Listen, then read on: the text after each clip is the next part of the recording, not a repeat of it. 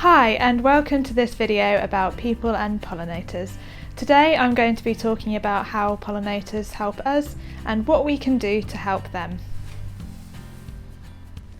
There are lots of different types of pollinators, including bees, butterflies and beetles. Pollinators are important for flowers, fruit and vegetables. They help them to grow. In fact, there wouldn't be any chocolate without pollinators. Unfortunately, pollinator populations all over the world are getting smaller. This is mainly because of the way humans have changed the world over time.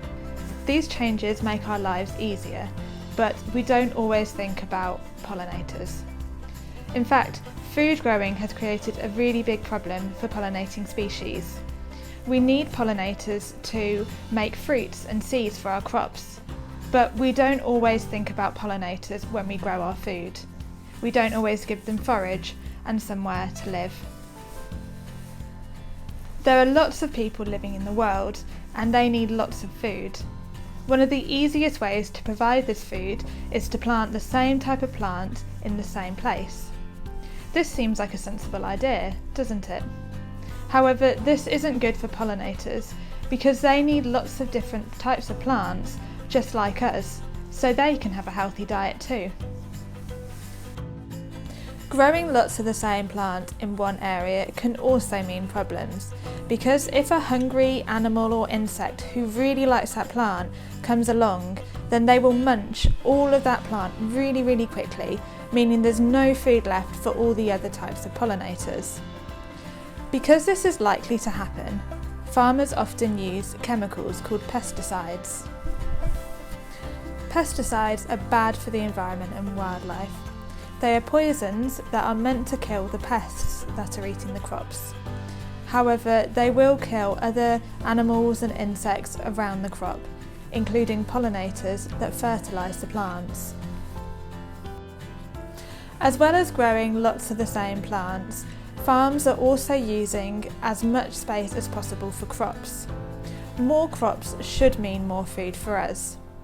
However, when farmers make fields bigger, they're also destroying habitats. This means that pollinators are also lost in these habitats, such as hedgerows and streams, and therefore the pollinators can't fertilise any plants for us. Another thing that affects pollinators is climate change. Whether it gets warmer or colder, climate change can be bad for pollinators, because they can't just make a fire or turn the heating up, and lots of pollinators, including bees, will die if they can't stay warm. However, there are things we can do to help pollinators. Firstly, tell everyone how important pollinators are. The more people who know, the more people will help them, just like you. Also, if you have a garden, make sure you don't use pesticides. This will keep pollinators safe and mean that other wildlife will visit too. Also, make sure your garden isn't too tidy. Long grass, piles of wood and fallen leaves are all good places for pollinators to make their home. You can also grow lots of different kinds of flowers in your garden. Pollinators like to visit different types of plants, so the more you can grow, the better. Bees like to visit marjoram, foxgloves, ivy, poppies and sunflowers, as well as trees that have flowers such as apple and cherry. Look online for other types of plants that bees like to visit, or watch which ones pollinators are visiting in your garden. If you can make sure that there's some water available in your garden, that will be great, because pollinators need to drink too.